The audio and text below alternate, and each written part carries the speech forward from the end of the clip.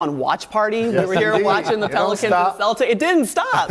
We're going to bring you those highlights later because obviously we want to talk about that matchup. But first, we got great offense coming your way, and we have to talk about who's playing with confidence, presented by New Amsterdam Vodka. Both the Nets and the Clippers are second in their respective conferences and have been getting it done with offense. So the Nets lead the NBA in offensive efficiency this season. LA, they're right behind them at second. But the historic nature of the Nets goes well beyond that. They are on pace to become the first team since the Spurs in 1983-84 to average 120 points on 50% shooting so far in a season. As for the Clippers, they got Kawhi Leonard and PG back on Friday, defeating the red-hot Utah Jazz. And this season, LA is an impressive 16-3 when both of their stars are in the lineup. And tonight they will play their 20th game together. And tonight we play together with the professor, Jay Will. How's it going over there? You got your big chair? You comfortable? You feel good? Maria, you know I got Napoleon complex. I'm secure with it, though. I'm ready to ride. Let's go. I'm ready. I figured we had our big desk. You came with your big chair, and we know we're going to see some big guards going at it here tonight. But I want to start with the Clippers for you, Jay Will. Kawhi and PG. Like I said, PG is playing really well right now, shooting at 47% from three. But who has kind of stood out to you the most on the offensive side of the ball for those two? You know, I'm not making excuses for him. But it would be Paul George, right? And I'm going to refer to him as playoff P, even though he hasn't really stepped up in the playoffs. But I think the difference between playoff P and pandemic P is what we saw this offseason for him. This has been the first time where I feel like Paul George has been in the light, where he's been criticized nonstop about his lack of knocking down big-time shots in the playoffs. And also, I'm going to throw this in there, Jay Rose. He talked last year about having depression and dealing with, anxiety that came along with the bubble. Him coming off that shoulder injury. I think we're finally seeing Paul George healthy and somebody who mentally just is in the space where he's finally competing at a high level and he's confident in who he is. Trending towards the playoff P that we thought we would see last year. Maybe we'll see him this year in the playoffs. Well, it feels like the Clippers have kind of found a different gear. Am I right in saying that from what we saw, the way the season ended last year? They've won they're 5-1 in their last 6 games. You're right. And the expectations this year are all the way down. Yeah. Shout to Ty Lue. He's done a terrific job of managing, his first year with the team. But people like me hurt their ankle jumping off the Clippers bandwagon after the bubble. Like, they were one of the biggest disappointments in the NBA. Not only did we not get Lakers versus Clippers, they were up 3-1 and lost to the Nuggets, who, by the way, ended that series with Kawhi Leonard and Paul George on the bench, shooting the basketball off the side of the backboard. And so now you come into this season, they lead the NBA in three-point shooting. Don't judge their record overall. Judge it when Kawhi and PG aren't low managing. And then judge it, Woj, come playoff time. Right, and listen, you look at how they even came into the preseason, which was, as opposed to last year, we're going to sit Kawhi and Paul George. We're going to just ease them through the regular season into the playoffs. It was very different this year. They're playing preseason games. They weren't talking about load managing, that they knew they had to get the right habits all year long. That was important for the Clippers. They've kind of low-keyed everything. There were a lot of expectations last year. They were a colossal disappointment. I think Ty Lue has done a tremendous job with a very good coaching staff around him of just getting this team in the right state of mind and getting them to play. And they've had guys in and out with injuries. COVID hits teams.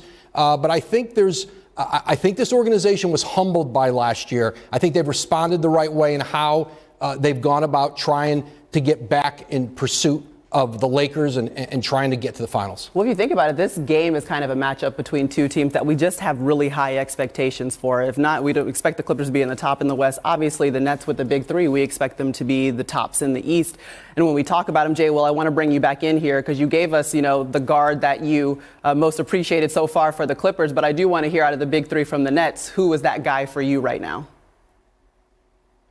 Well, look, the leader of the team has to be KD, but Kyrie Irving, I was kind of laughing when I heard him say it because it's something that Jay Rose and I already talked about since the beginning of the year. Look, James Harden was going to be the point guard when he came to this team.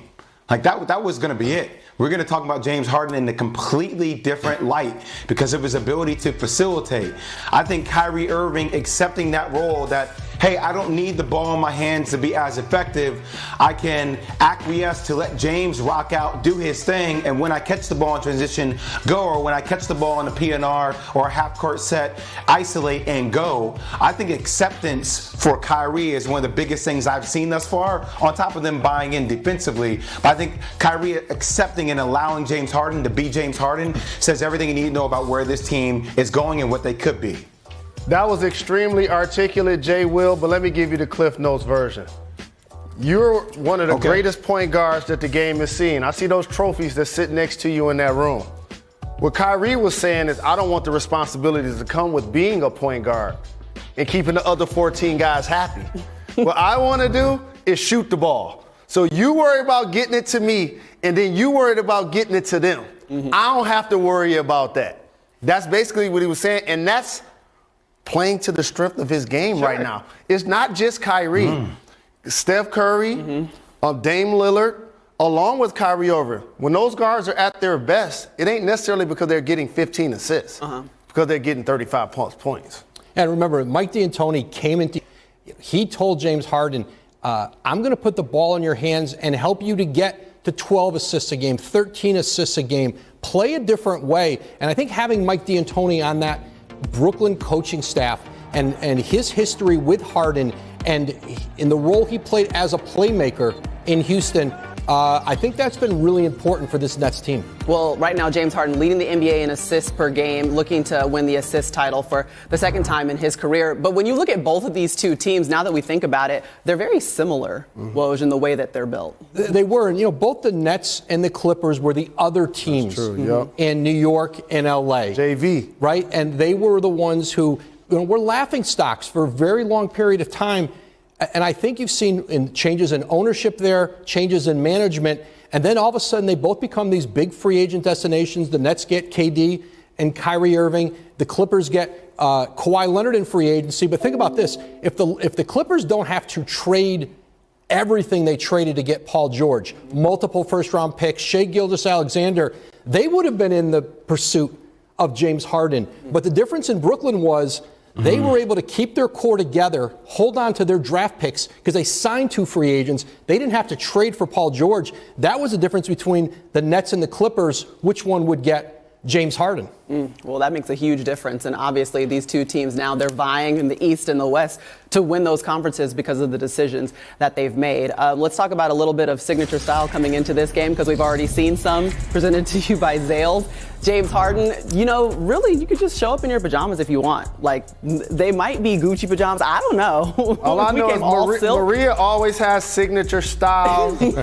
She's been knighted with her ring. I can't even see the camera. If she deserves it. You can't read your teleprompter anymore. That's all right. Big shout out to James Harden. He's the only guy in the big three that don't have a ring, so he got to sacrifice. Oh, coming up though.